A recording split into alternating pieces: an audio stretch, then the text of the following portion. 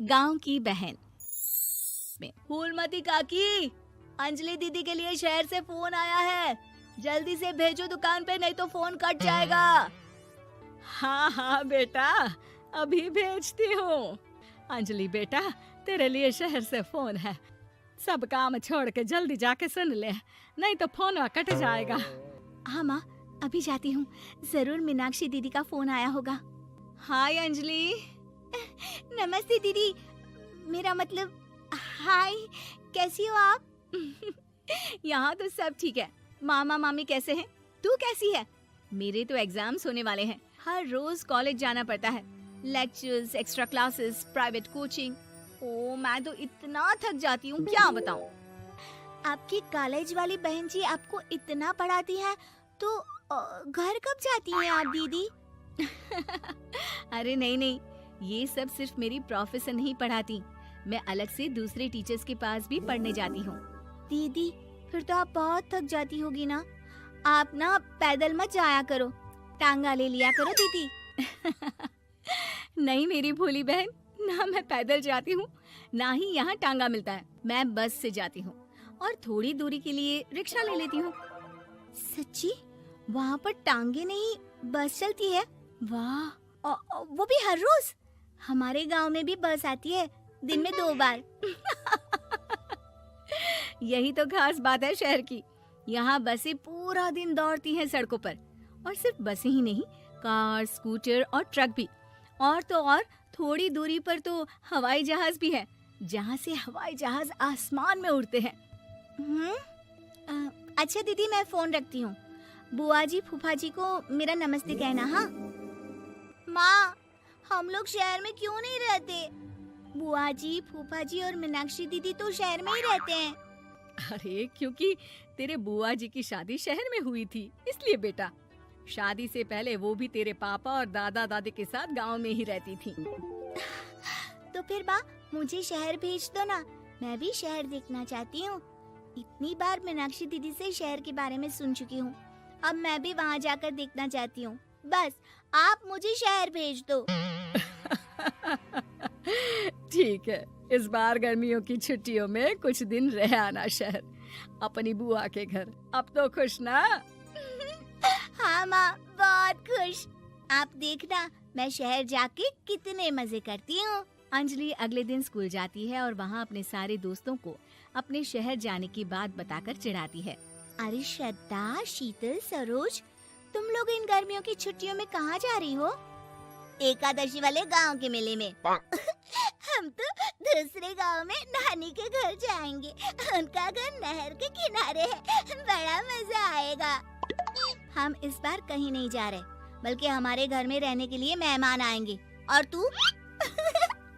अरे मेरा क्या है, मैं तो बस पास वाले शहर जा रही हूँ, अपनी बुआ जी के घर, वहीं रहूंगी कुछ दिन। तुम लोग चिंता मत करना, मैं चिट्ठी लिखूंगी तुम सबको वहाँ से। पापा मुझे तो चक्कर आ रहे हैं, जी घबरा रहा है। बेटा, शहर आने की जिद भी तो तूने ही की थी, अब पहली बार बस में चढ़ी है तो यही होना था, भुगतो अब। अरे मामा जी, अंजलि, आप लोग आने से पहले बता तो देते, मैं लेने आ जाती बस स्टैंड तक। आओ आओ भैया, आओ बेटी अंजलि। माँ बुआ जी कैसे हैं वहाँ, और भाभी कैसी हैं? सब ठीक है, बस अंजलि जिद कर रही थी कुछ दिन आप लोगों के साथ रहने की, सो छोड़ने आ गया। दीदी, आप मुझे शहर घुमाने ले जाओ ना, मुझे भी शहर देखना है। हाँ हाँ चल, तैयार हो जा जल्दी से। अंजलि तैयार होने जाती है और कुछ देर बाद जब बाहर आती है तो अरे ये क्या कर दिया तूने, मार्केट तक ही तो जाना है, इतनी डार्क रेड लिपस्टिक, इतने बड़े बड़े झुमके और चूड़ियां और चेहरे पर इतना सारा पाउडर।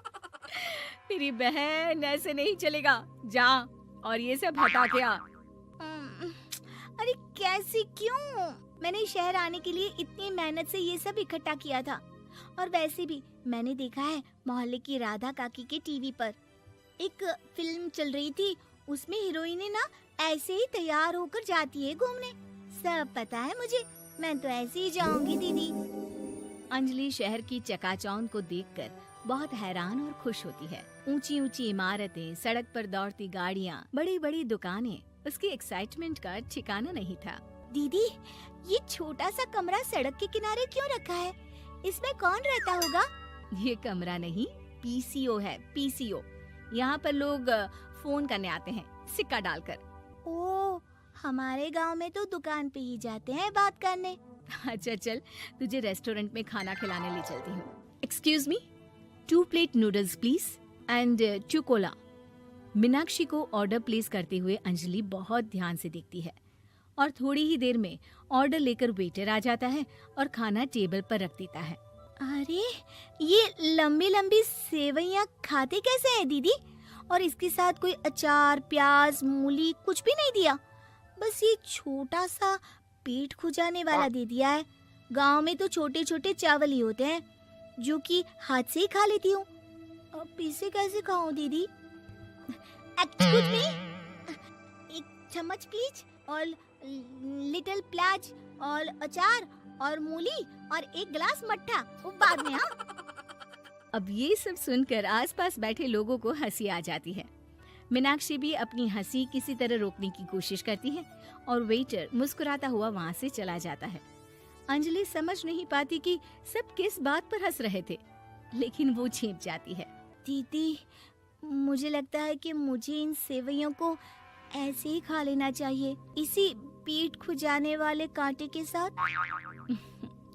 एक काम कर, तू मुझे खाते देख, जैसे मैं खाऊं तो भी वैसे ही खा ले। ठीक है दीदी। अंजलि खाते खाते नूडल्स में सिरका ज्यादा डाल देती है, फिर ऊपर से नमक दानी से खेलते हुए काफी नमक भी अनजाने में छिड़क लेती है। अरे, ये क्या क्या खा लिया? अरे हाय हाय, कितना कड़वा है। पानी पानी, ये काला शरबत ही पी लेती हूँ। और जल्दबाजी में अंजलि जल्दी जल्दी कोला पी लेती है, जिससे उसके नाक में झंझनाहट होती है। दीदी, मुझे ले चलो यहाँ से। मैं ये सब शहरी खाना नहीं खा सकती। अब शर्म के मारे मीनाक्षी अपनी बहन को वापस घर ले जाती है और कहती है कि देख अंजलि, माना कि शहर और गांव एक दूसरे से बहुत अलग है, लेकिन इसका मतलब ये नहीं कि हमेशा शहर ही बेहतर हो और उस वजह से हमें वो सब करना पड़े जो हम नहीं कर सकते। शहर में सहूलतें तो हैं ही, पर चुनौतियां भी हैं। हम जहाँ भी रहें, हमें कभी अपने आप को कम या ज्यादा नहीं समझना चाहिए।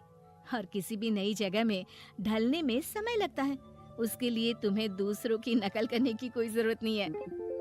बेटा, घूम लिया शहर या अभी और घूमना है? नहीं पापा, मैं अपनी गलती समझ गई हूँ। आप गांव ही ले चलिए मुझे।